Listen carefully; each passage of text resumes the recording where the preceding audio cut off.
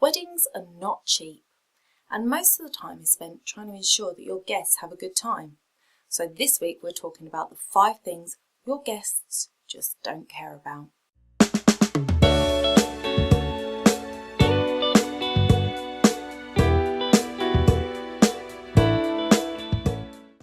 Hello my lovelies, and welcome back to my channel. Here at Bride2Be TV we talk about how to plan your wedding day, where to save money and where to spend it. So hit the subscribe button and the notification bell so you know when the next episode goes live. Right, let's get into it. The 5 things that your guests just don't care about. Number 1, invitations. Now, invitations have got more and more elaborate over the years, from cards that just all look the same to elaborate tea towels with the wedding date and time, venue on, to boxed invitations with lots of different pieces of paper in, and it's all just gone a little bit over the top. Not to mention calligraphy and also postage. It all factors into the cost of your invitations. And this can also spread to the rest of your printed materials. So sometimes you have an order of service if you're having a church service, or maybe you go for a programme if you're having a civil ceremony. Maybe you have a programme and an order of service if you're having a church wedding. Guests don't care. Yes, it's lovely to get a beautiful piece of calligraphy through the post and to look at this gorgeous invitation. But ultimately, these things end up in the bin. An invitation is not going to be there on your wedding day, and it's even highly unlikely that you're even going to get your photographer to take a picture of an invitation.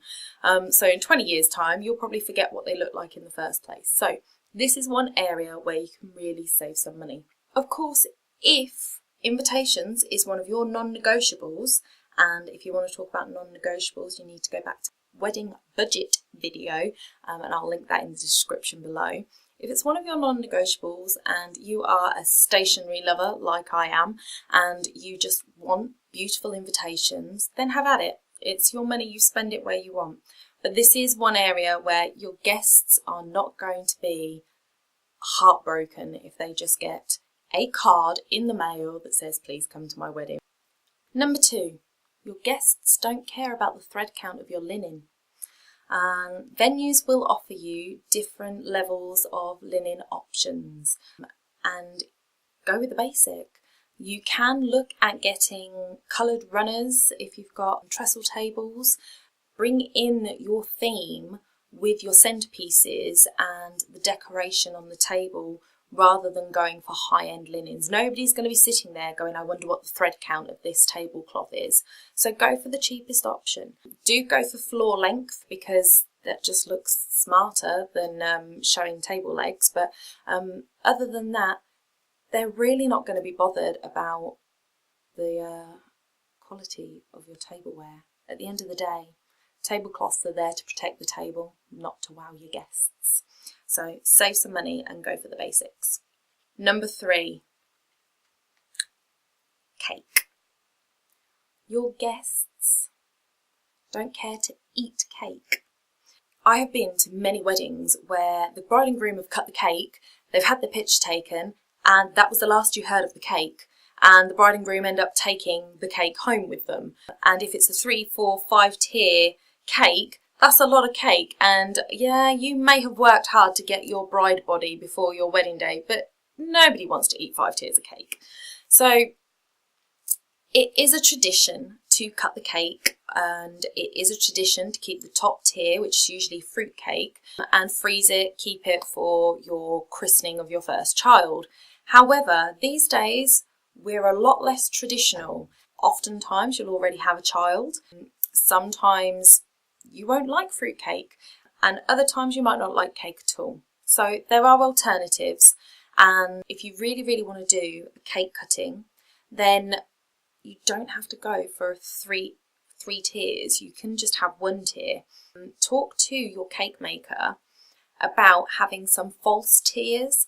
So when you see cakes in bakery windows, 3, 4 tier wedding cakes, It might surprise you to know that those cakes are not edible. They are often made of polystyrene blocks, and it's just the decoration. So you're still going to find that there's an expense because they're going to decorate it like a wedding cake, but they may well be able to do, the bottom tier will be real, you can cut into that, and then a couple of tiers on top that will be fake tiers. So you're not going to be paying for the expense of the cake that's not going to get eaten, but you will obviously still have to pay for the decoration. An alternative is to do a dessert table and have 3 or 4 different desserts that people can have. Obviously, if you do cake and you want your guests to eat it, then make sure it's cut up. I went to a wedding last month and the bride had them cut the cake and have it served with the tea and coffee. So they had a help yourselves tea and coffee station after the meal, and the cake was right there with it. And that was perfect. I think all of that cake went, and it was delicious cake. It was cut up into like 2 bite-sized pieces, and it worked really well. So if you do want to have cake, you want the tradition of it, and you want your guests to eat the cake, then have it cut up and have it served with the tea and coffee, and have them go and help themselves that way. If you don't buy cake boxes to send it home with them, people won't take it. If they do take it, it's just going to go in the bin. It's going to get squashed on the way home, box or no box. Just avoid that if you can. But you don't need to spend £400 or £500 on a wedding cake. It is something people will expect to see, but they're not going to be like, oh my God, where's your cake? Why haven't you got a cake? If you've got, say, a beautiful dessert table that's got all the desserts that they like on it. So it's one to think about. Number 4, I think we're on now, is favours. Your wedding guests don't care about the favours.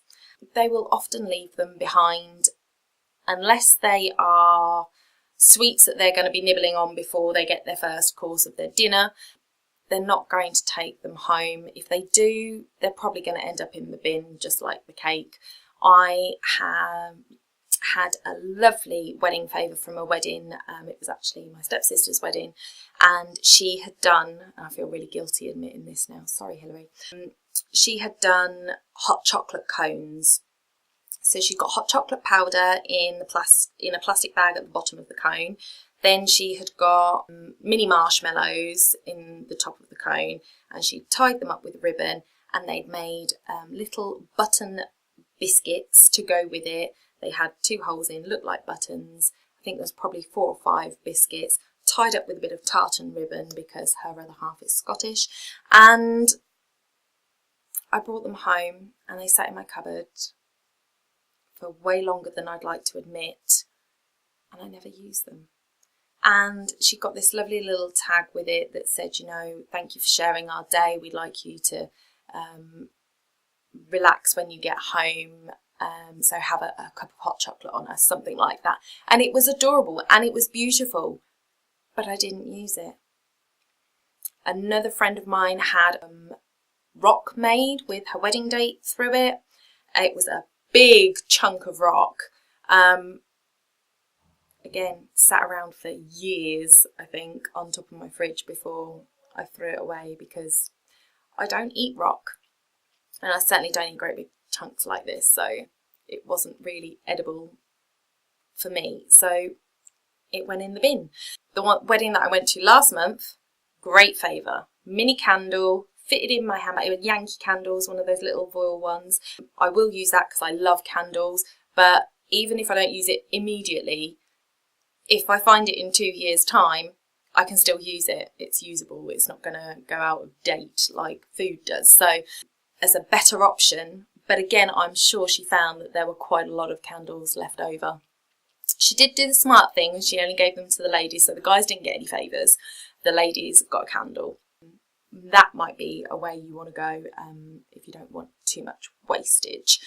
They're lovely ideas. The guests do love them when they see them. They appreciate the effort, but they're not likely to use them. So an alternative, if you don't want to waste your money on favours that are going to get left behind, is to make a donation to a charitable organisation. You can get the pin badges to put on place settings to say, or you can just put a piece of card, or just announce it at the beginning of dinner. You know, we forgo favours to donate to our favourite charity, and the charity will probably make better use of the 50 to 100 to however much it would be that you spent on favours. It would be better in the charity's pocket than in stuff that's going to end up in the bin. So something to think about. And the last one that I've got for you is the bouquet toss. So this is another tradition that, in my opinion, is outdated, and I haven't seen a bride do a bouquet toss in probably the last, I want to say 10 years. I've not seen a bride throw her bouquet. Thinking about it, bouquets are probably a lot more expensive, even if you look at inflation versus then and now, are probably a lot more expensive than they were back in the day. However, even if the expense wasn't there, you've paid for these beautiful flowers and that's your bouquet, and you carry it down the aisle, and then it's kind of redundant for the rest of the day, and you can take it home, and if you don't go on your honeymoon straight away, you've got them there. You could have them freeze dried, and you could have a Perspex box that you display them in if you wanted to. You could press some of the flowers, you could freeze, dry some of the flowers and keep them as keepsakes. So depending on what you want to do, if you're going to throw your bouquet, you're basically going to ruin it. So you're not going to be able to do that. And when you throw it, it's supposed to be kept by the person who's caught it. So you'd lose your bouquet. The idea is just terrifying for anybody who is single or with a partner but not married to them. The idea of getting up behind the bride to catch the bouquet is awful. It might be one of those things that everybody gets up, oh yeah, well, I'm going to catch it, and they're all joking about. But the idea is that nobody wants to catch that bouquet. If you're single, it's just going to remind you that you're single. If you're with somebody but you're not engaged, perhaps you haven't even had that conversation, if you catch it, it's going to be embarrassing and everybody's going to go, oh, you two are next, and you just don't need to put your guests through that. Keep your bouquet pristine, don't throw the bouquet, don't do the garter toss. Those things are not necessary for a wedding to be complete and beautiful. They are old traditions that are not really applicable anymore. So don't feel that you need to throw your bouquet. And I've got one bonus one for you. And this isn't necessarily about things that guests, well, it is something that guests don't care about. But this is something that you may care about, so you might want to put some effort into making sure that this happens. And that's your guest book. Guest books are notorious for being left empty. I remember going to my cousin Lisa's wedding, and that was a good few years ago now, over 10 years. She celebrated her 10th wedding anniversary last year or the year before, I think. And I made it my mission to go round and ask people to fill it in for her, because I was so conscious when I filled it in that there was barely anything in there. Now, I don't think I got everybody, and I don't think it was overly full, because I didn't feel comfortable going up to the people that I didn't know so much. However, I know that there are a lot more people that have written in that book because I actually bothered to move it around the room than if I hadn't done that. So, Lisa, you're welcome. But the idea is, if you have a guest book, or you want to do maybe a photo booth where you have Polaroid pictures and stick that in a book and want people to write notes in, if you've got something like that and you do want your guests to do it, put somebody in charge of making that happen. This is a great job for a bridesmaid, not your chief bridesmaid or your maid of honour, but one of your bridesmaids, or somebody who hasn't got one of those roles who you'd like to give a job to. You can even give it as a job to one of the older children. Kids like to go around and make things happen, and people can't really say no to a cute child. So if you've got a child that's sort of 10 years old, you might want to say, I've got a really big job for you. Get somebody in charge, ask them to, if you've got a book, to take it round to each table between courses and ask people to fill it out, and they can just hover. If somebody goes, oh, come back, they can come back at the next course and get them to fill it in. That's a good way of doing it.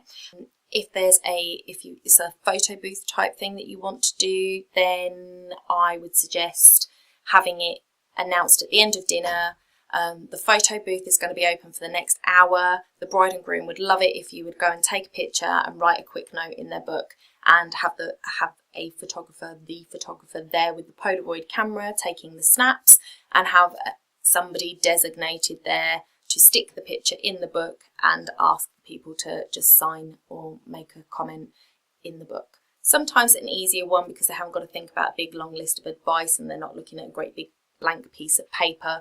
They're just going to send their best wishes and sign the book. So that is an idea for that. So basically, if you want your photo book filled out, put somebody in charge.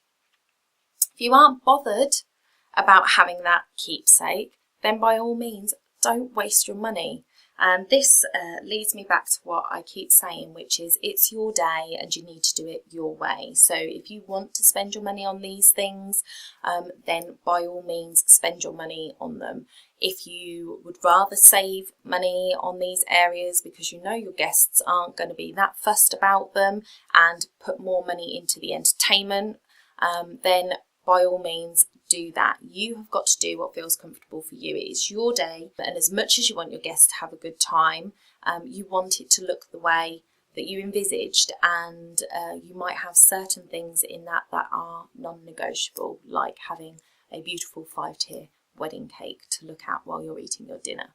So it is up to you. If you agree with everything that I've said in this video, then please pop a comment in the below saying agree. If you've got something else that you think, oh, well, I know as a guest, I never cared about X, Y, and Z and I haven't mentioned it, then pop that in the comments below as well, and it'll just give our brides-to-be another idea of something where they might be able to save some money. If you're planning your wedding day and you don't know where to start, then I would love to help you. I have a wedding starter kit which includes a calendar with pre-prepared notes of what to do in each month, along with a budget planner and 6 questions you need to ask your fiance and answer yourself before you say I do, and that is totally free. I will drop the link in the description below so you can go and download that from our website. Don't forget to subscribe so that you know when new videos are coming out. Hit that notification bell because that helps me come directly to you rather than getting lost in the noise that is YouTube. And hit the like button, it really helps me out. And I will see you next week. Bye for now.